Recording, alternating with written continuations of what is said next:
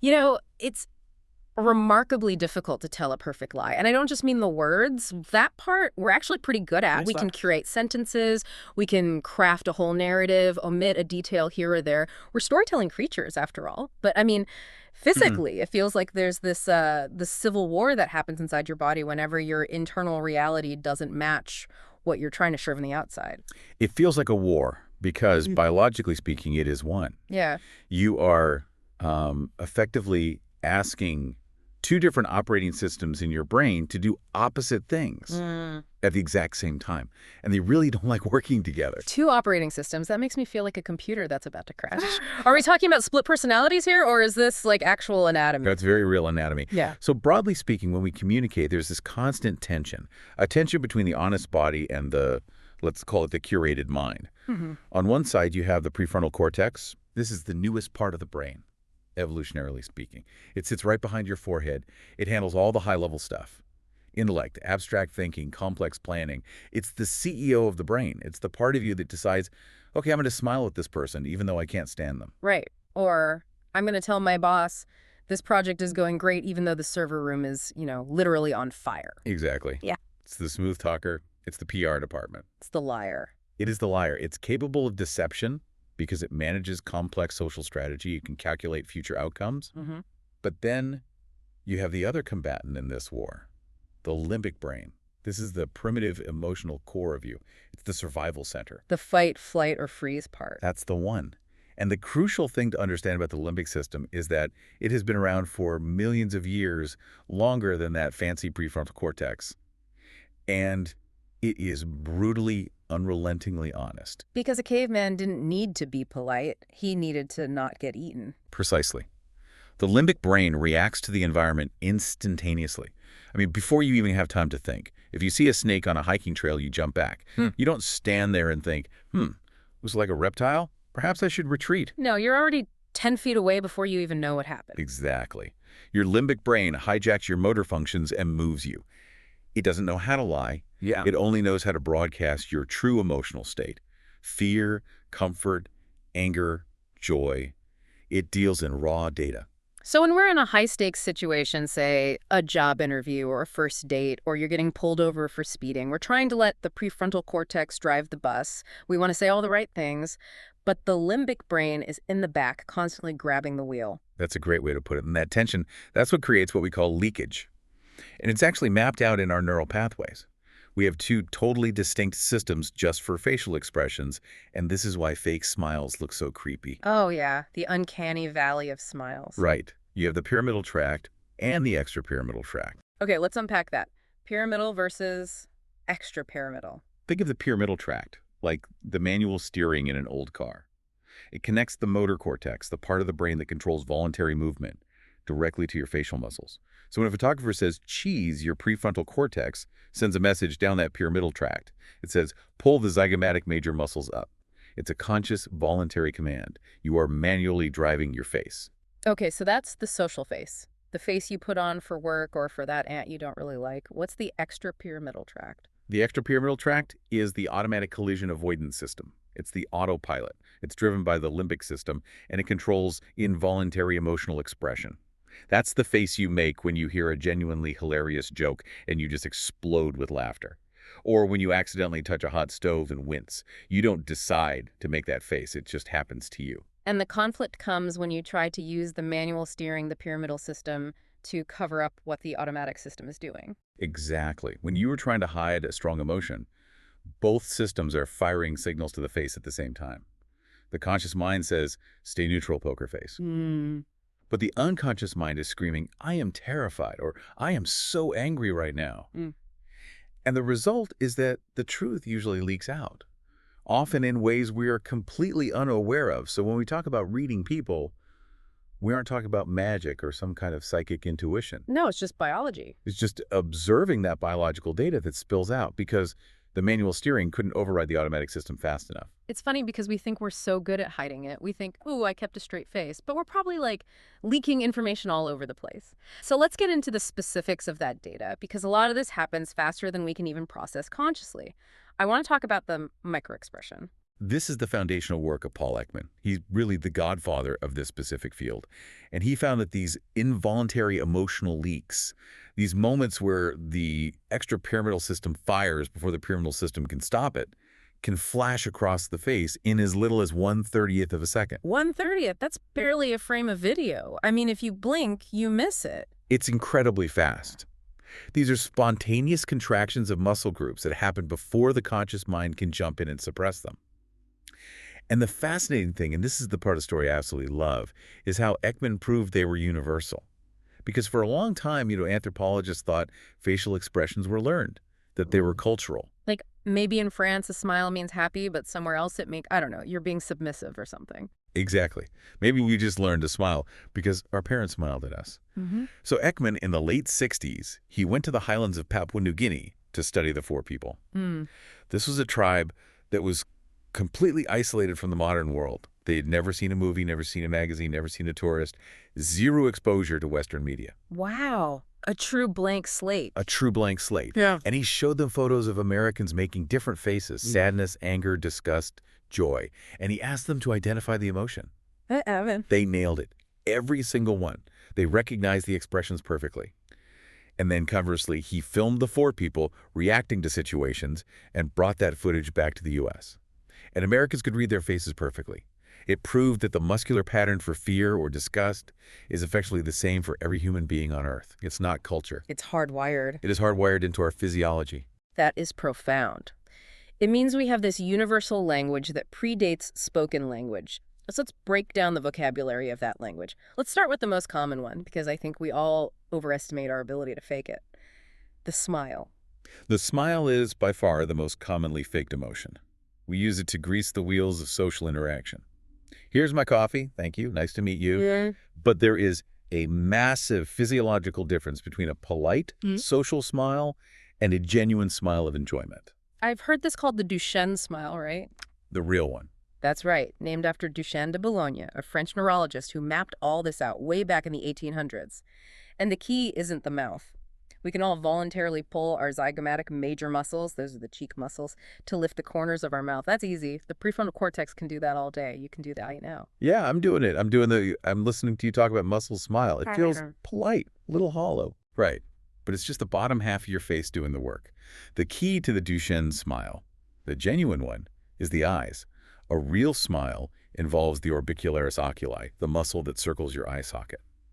When that muscle engages, it contracts, it pulls the skin in, the cheeks lift higher, and you get those little wrinkles at the outer corners. The crow's feet. The crow's feet. So crow's feet are good. We spend so much money on creams and things to get rid of them, but they're the proof of happiness. They are the authenticity stamp. And what's really interesting is that for most people, the orbicularis oculi is very difficult to contract voluntarily. It's not connected to that pyramidal tract in the same way. It's really hard to will your eyes to crinkle if you aren't actually feeling joy. So if someone is smiling at you with their mouth, the big toothy grin, but the skin around their eyes is smooth and flat. It's likely a pyramidal smile, a forced smile. Now, a big caveat here. It doesn't mean they are a bad person or a liar in some malicious sense. It just means the emotion of pure joy isn't genuinely present in that moment. They're being polite. They are managing the social situation. But if you see that crinkle, if the eye is narrow and you see those lines form, that's the extrapyramidal system firing. That's real joy leaking out. This makes me think about Botox. If you literally freeze those muscles around the eyes, are you, robbing yourself of the ability to show true happiness? It actually does make it harder for people to read you. And this is wild. Some research suggests it makes it harder for you to feel empathy because of something called facial feedback.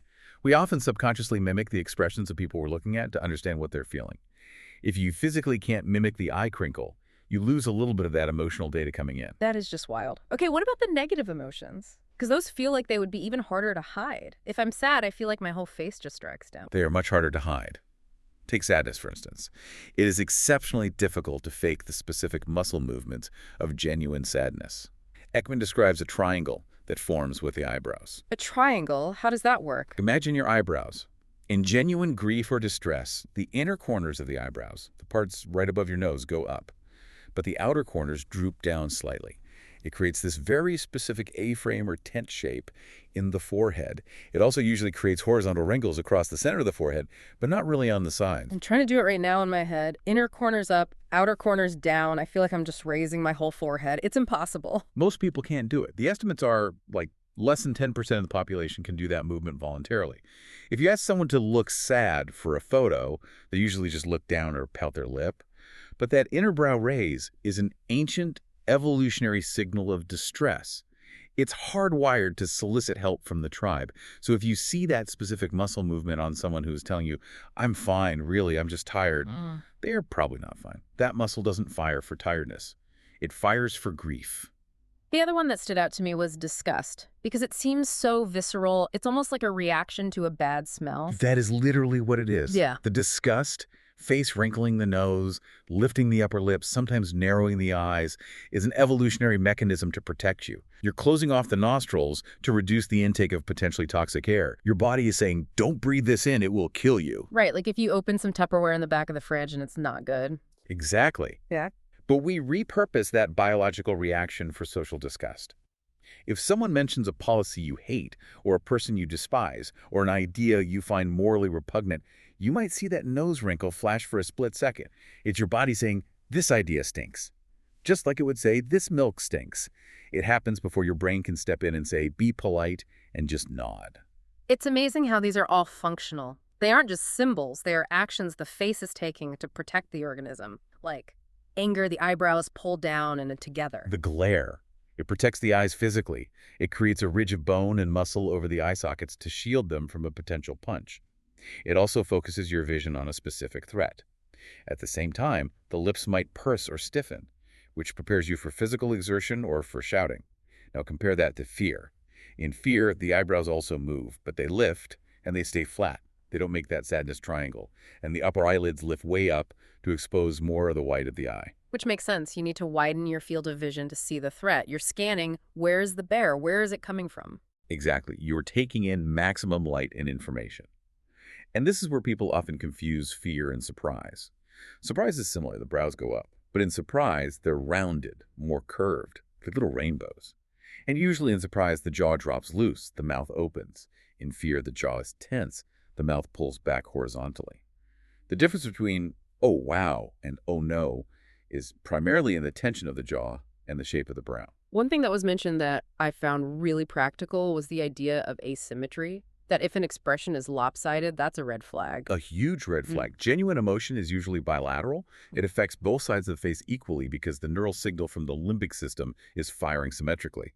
If you see a smile that is stronger on one side, the classic smirk or a look of concern, where only one eyebrow is doing the work, it's often a sign of manufactured emotion. It's the conscious brain, the prefrontal cortex trying to construct a face and just getting the geometry slightly wrong. The pyramidal tract is good, but it's not perfect. So that's the face, but the face is where we focus all our attention, right? We look people in the eye. We're trained from childhood to lie with our faces.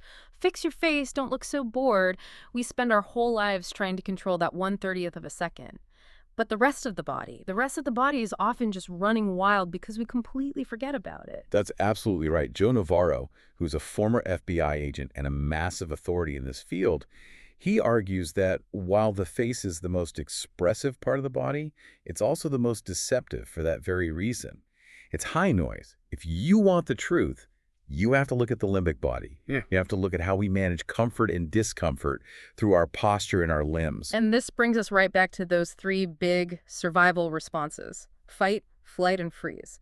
We usually think of these in terms of like a bear attack or a mugging, but you're saying this happens in the boardroom, in a Zoom call. Constantly, all day, every day. We're running the same software we ran on the savannah, but we're running it in an office chair.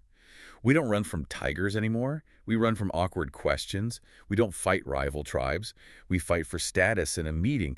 But the biological machinery is identical. Okay, so let's walk through them in the modern context, starting with freeze. That one seems less obvious. Freeze is actually the very first reaction to a threat. Evolutionarily, movement attracts predators. If you move, the T-Rex sees you. So if you spot a threat, the limbic brain screams, "Stop," to make you invisible. In a modern setting, that's the deer in headlights look. It is, but it's also much subtler. Imagine you're at a dinner party. Conversation is flowing. Everyone is gesturing, moving around. Then someone asks a really pointed question like, so how is the marriage going? And suddenly, the person across from you goes, statue still. They stop eating, they stop gesturing, their breathing might even become shallow. That is the freeze response. They're hoping the question will just pass them by if they don't move. And there's a physical locking down, right? This idea of anchoring. Yes, Mm. absolutely. Under the table, out of sight, they might lock their legs around the legs of their chair or hook their ankles together really tightly. It's called anchoring. It's a way of physically locking yourself down to withstand a perceived threat. If you're interviewing someone and you ask a tough question and they suddenly hook their ankles together and pull them back under the chair, they have just gone into a defensive posture. They're hunkering down for impact. Then there's flight. I love looking for this one at parties. It's the feet pointing at the door. That's classic distancing. We naturally subconsciously create distance from things we dislike or fear. Oh. If you're talking to someone and their torso is facing you, they're nodding, they're smiling, but their feet are angled 45 degrees toward the exit. Believe the feet. Their limbic brain has already left the conversation. It's mid-flight. They're just waiting for a gap in the traffic to physically run. Another form of flight is blocking. This one I see all the time in coffee shops or meetings. Yes, if I feel threatened or insecure, I might subconsciously place obstacles between us. I'm not running away, but I'm building a wall. I might put my coffee cup right in the line of sight between us. I might pull my laptop closer to my chest. Women in particular will often move a purse to their lap. It's shielding the ventral front, the stomach, the heart, all the vital organs. I am building a fortress to protect myself from the source of the stress, which, unfortunately, in that moment, might be you. Ouch. Good to know. And finally, fight. This doesn't always mean throwing a punch in the office, hopefully. No, rarely. In a social context, fight is about posturing. It's puffing up the chest. It's invading someone's personal space. It's using words to spar. It's an aggressive expansion of territory. If someone leans way over the table into your zone or spreads their stuff out to take up half the conference room table, that is a mild fight response. They are claiming dominance and pushing you back. Now, when the body gets stressed like this, when that limbic system is firing off alerts, it tries to fix the problem. It tries to calm itself down. This is where we get into pacifying behaviors. And this was my favorite part of all this because it explains so many of my own nervous tics. I realized reading this that I am a chronic neck toucher. Pacifying behaviors are absolutely fascinating. They are the brain's attempt to restore chemical balance. When you're stressed, your body is flooded with cortisol and adrenaline. You're all revved up. To counteract that, the brain prompts you to stimulate nerve endings in a way that releases calming neurochemicals like oxytocin and endorphins. We are literally petting ourselves to calm down. It sounds so weird when you say it like that, petting ourselves, but Yeah. that's exactly what it is. It is. Think about how a mother comforts a child. She strokes their back, touches their face. We do that to ourselves when the mother isn't there. And the neck is a major hotspot for this. Why the neck specifically? Well, for two reasons. Biologically, the neck is a major vulnerability zone. It houses the jugular vein and the carotid artery. It's the windpipe. Predators go for the neck. So when we feel threatened or insecure, our first instinct is to protect it. But also, the neck is just full of vagus nerve endings. Massaging the neck, even lightly, has been shown to lower heart rate and blood pressure, so you'll see people cover their suprasternal notch, that little dimple at the base of the throat where the collarbones meet. I noticed there was a gender difference mentioned here, which I found really interesting. Generally speaking, and of course these are just generalities, there are individual variations. Men tend to touch the back of their necks or adjust their ties. It's a more robust, forceful covering of the throat or a massage of the back of the neck nerves. Women more often touch that suprasternal notch, or they might play with a necklace. It's a way of shielding that vulnerable spot while simultaneously stimulating the skin to self-soothe. The takeaway is, if you see someone's hand shoot up to their neck right after a question is asked, that is a high probability indicator of discomfort. I noticed I do the ventilating thing. When I'm really stressed or flustered on a call, I'll pull my shirt collar away from my neck. I always just thought I was hot. You are hot. That's the point. Stress triggers the fight or flight response, which literally heats up the body. Your heart rate rises, your blood pumps faster to the muscles, you're getting ready for action. Ventilating, pulling the collar, or for someone with long hair, tossing their hair up off their neck, is the body trying to cool down the machinery so it can fight or flee effectively. If you were negotiating with someone and they start pulling their collar, you know you've just spiked the stress levels. There was also the leg cleanser. Mhm. which sounds like a fancy spa treatment, but is actually something people do under the table. Right. This is when you see someone wiping the palms of their hands down the tops of their thighs, Ah. often repeatedly. On one level, it looks like you're drawing sweaty hands, and you might be, because stress does that. Hmm. But the motion itself is rhythmic and soothing. It's a way to discharge nervous energy through the hands while you're forced to stay seated. If you're in a negotiation and the other person starts scrubbing their thighs under the table, they are feeling significant pressure and they are trying to, in a way, wipe it away. And the stress, yawn. I have always thought yawning meant boredom. Am I boring you? But apparently it can mean I am freaking out. It's such a common misconception. Yawning is a mechanism to draw in a large amount of cool air and oxygen. It helps regulate brain temperature and increase alertness. Athletes often yawn right before a big race. Paratroopers are known to yawn before a jump. It's not because they're bored, it's because their body is prepping the engine for maximum exertion. So if you're grilling someone with questions and they let out a big yawn, it might be anxiety, not indifference. Okay, let's travel down the body. We talked about the face bias, how we stare at the liar. But the argument is that the most honest part of the body is actually the feet. It's the Pinocchio effect in reverse. We focus so much on managing our face because that's where people look.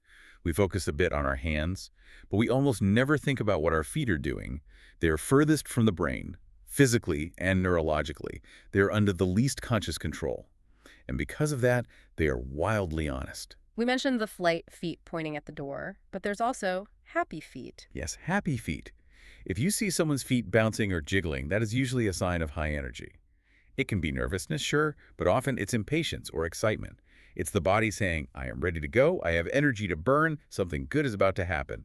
Think about a child seeing a parent come home, they bounce on their toes, that limbic joy travels all the way down to the feet. There is a specific detail about the gravity-defying foot that I just loved. It sounds like a dance move from the 50s. This is a great one to look for, and it's almost always a positive sign. If someone is standing or sitting and their toes are pointing upward while their heel is on the ground, almost like they're flexing their shin, that is a sign of extremely high positivity. It's an up gesture. We defy gravity when we are happy. We raise our arms in victory. We jump for joy. We lift our chin and we lift our toes. We slump when we are sad. We bow to gravity. You almost never see a clinically depressed person with their toes pointing at the sky. If you see the toes go up, the person has just heard good news or seen someone they genuinely like. And on the flip side of that, there's the ankle lock. The ankle lock is a powerful variation of the freeze response. If you are sitting and you suddenly wrap your ankles around the legs of the chair or lock them tightly together and pull them under you, you are hunkering down. Oh. It shows withdrawal, defensiveness, or a desire to not be noticed. It's like you're holding on to yourself for dear life. If you ask a hard question and the ankles suddenly lock, you've hit a nerve. Moving up to the hands. This feels like the area where people try to project the most authority. You see this with politicians and CEOs constantly. They have very specific, practiced hand gestures they use. Hands are our primary tools for interacting with the world. So how we use them signals our confidence in our ability to handle that world. And the ultimate power move, the one you see in every boardroom photo, is steepling. Ah, the Mr. Burns fingers. Excellent. Exactly. The fingertips of both hands touching, but the palms separated, forming a shape like a church steeple. It is the universal sign of confidence and precision. It says, I have the answers. I am precise, I am calm and in control. You will rarely, if ever, see a person steeple if they are unsure of themselves. If they are unsure, they will wring their hands, interlacing the fingers and squeezing. That's a pacifying behavior. It's the exact opposite of the steeple. The steeple creates space. The wringing collapses space. And then there are the thumbs. I never realized how much status is conveyed by the thumb, or it's just a thumb. The thumb is the dominance digit. It's strong, it's opposable, it's what makes us human. High-status displays almost always involve showing the thumbs sticking out of pockets while the rest of the hand is hidden. That says, I'm confident, I'm relaxed, I'm in charge here. But if the hands are in the pockets and the thumbs are tucked inside, That is a sign of low confidence or insecurity. Hiding the thumbs makes the hand look smaller and less capable. It's a subconscious retreat. Think of photos of Prince Charles. He often walks with his hands in his coat pockets, thumbs hidden. It conveys a certain reticence, a lack of overt dominance. JFK, on the other hand, you often see pictures of him with his thumbs hooked in his jacket pockets, pointing out. Much more assertive. we also have to talk about the self-hug. Because Eh, crossing your arms is the classic body language cliche. Everyone says, oh, he crossed his arms, he's closed off to my ideas. But it's not always that simple. It's almost never that simple. This is one of the biggest myths in popular body language. People cross their arms because they're cold or because it's comfortable. It takes the weight of your arms off your shoulders. It can be a self-comforting hug, not always a barrier.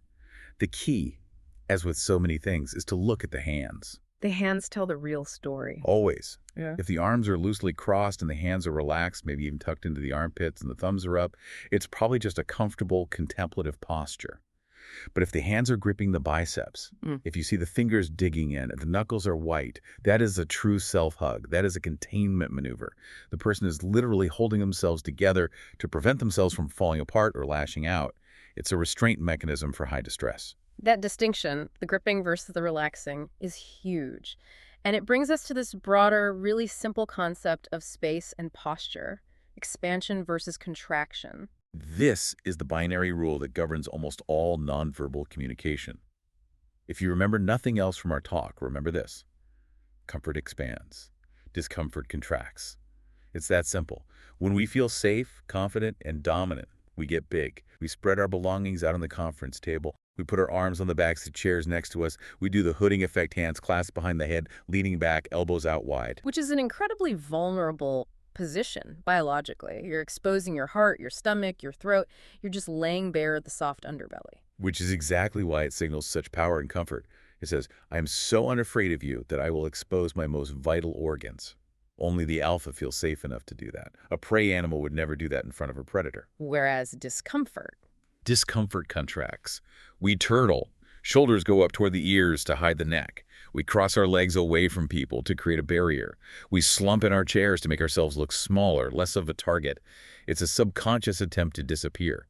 If you walk into a meeting and everyone is hunched over their phones, keeping their elbows tight to their ribs, that is a room full of contraction.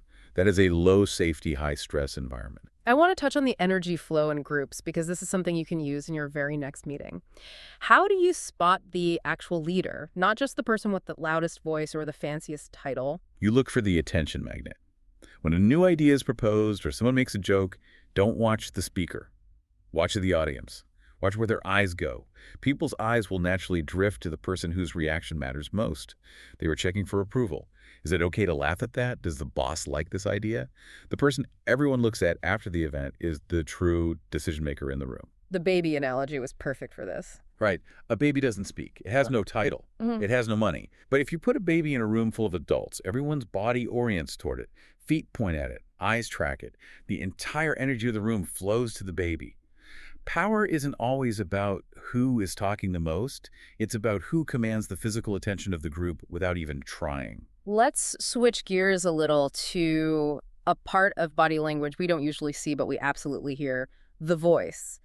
The research from Wim Pao is just fascinating, this idea that your voice is actually a physical gesture. This is a real breakthrough in how we understand communication. Mm-hmm. We tend to think of voice as this abstract sound file leaving our mouth. But voice is muscle and air. It is physically produced by the tension of your diaphragm, your vocal cords, your throat, your jaw, your mouth. If your body is tense and contracted, your voice must change. It is physically impossible for a tight, contracted body to produce a rich, resonant, relaxed sound. So you can literally hear someone's posture over the phone. You can. If someone is slouched over, compressing their diaphragm, their voice will sound thinner, perhaps a bit more strained or lower in energy. If they're standing tall with an open fist, the voice has more room to resonate. It sounds fuller, more confident. You can hear anxiety in the creak or high pitch of vocal cords tightening up under stress. And the phone smile is real. I know salespeople are always told to smile when they dial. I thought it was just like a psychological trick. It is physics. When you smile, you pull your cheeks back and up. This physically shortens the vocal tract and changes the shape of the mouth opening. That alteration changes the resonance of the sound waves coming out. It literally makes the voice sound brighter and slightly higher in frequency. You can hear a smile because the instrument playing the note, your head, has physically changed its shape. What about the throat clear? I feel like that's the classic of nervousness. It often is. When we go into fight or flight, non-essential systems like digestion shut down and fluids are diverted to major muscles. This causes a dry mouth and a dry throat. The nervous throat clear is often the body's attempt to lubricate vocal cords that have suddenly dried out due to stress.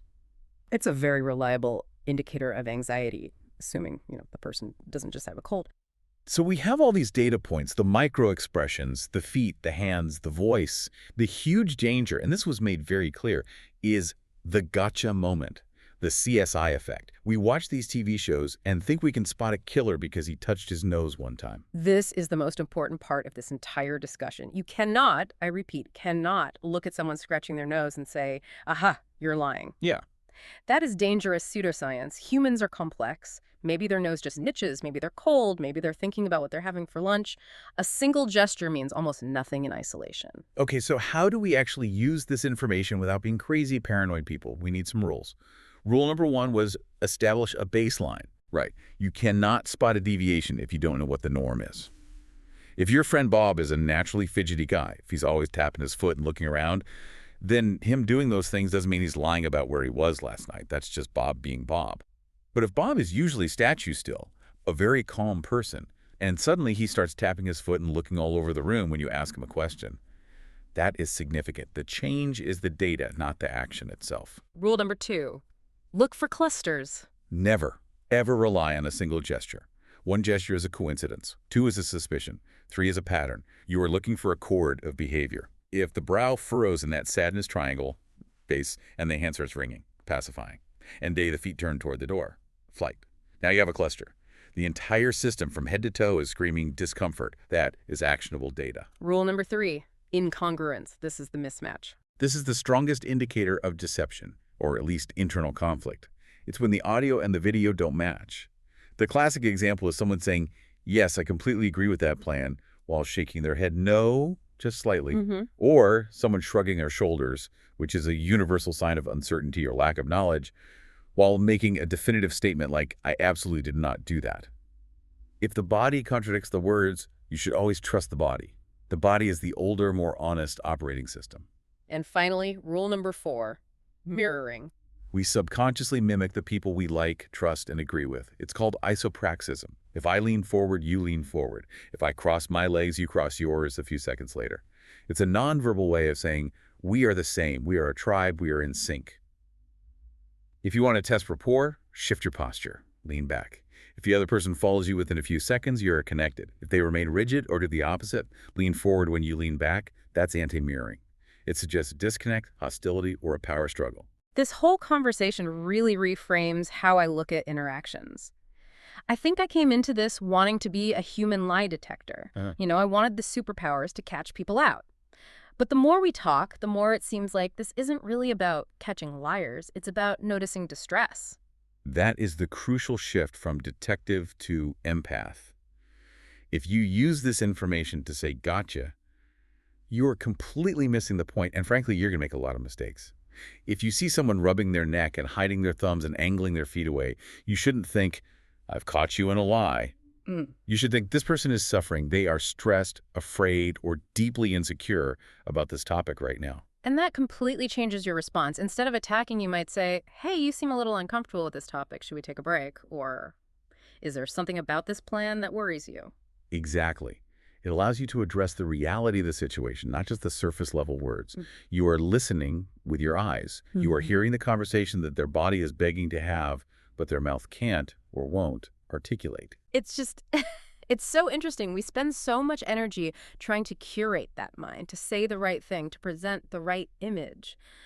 But underneath it all, there is this animal honesty that we just can't shut off. We are biological creatures first and social creatures second. We can paint over the windows, but the light is always going to shine through the cracks. And maybe that's a good thing. Maybe if we couldn't read each other at all, if we were all perfect liars, we'd never really connect. We'd just be these isolated, curated shells. I think that's absolutely true. The leakage is where the humanity lives. It's where the real connection happens. So here's a question to leave you with. If our bodies are fundamentally biologically incapable of telling a perfect lie, are there really any secrets? Or are we just counting on the fact that everyone around us is too busy looking at their phones or listening to their own prefrontal cortex to notice the truth that's staring them right in the face? It really raises the question, are we good at hiding or are we just bad at looking? Something to think about the next time you catch someone's eye across a crowded room.